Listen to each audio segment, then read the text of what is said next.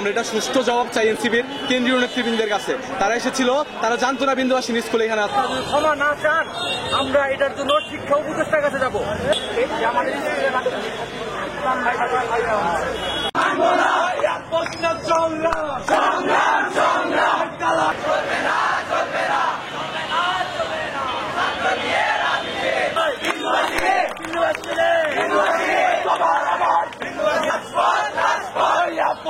সংগ্রাম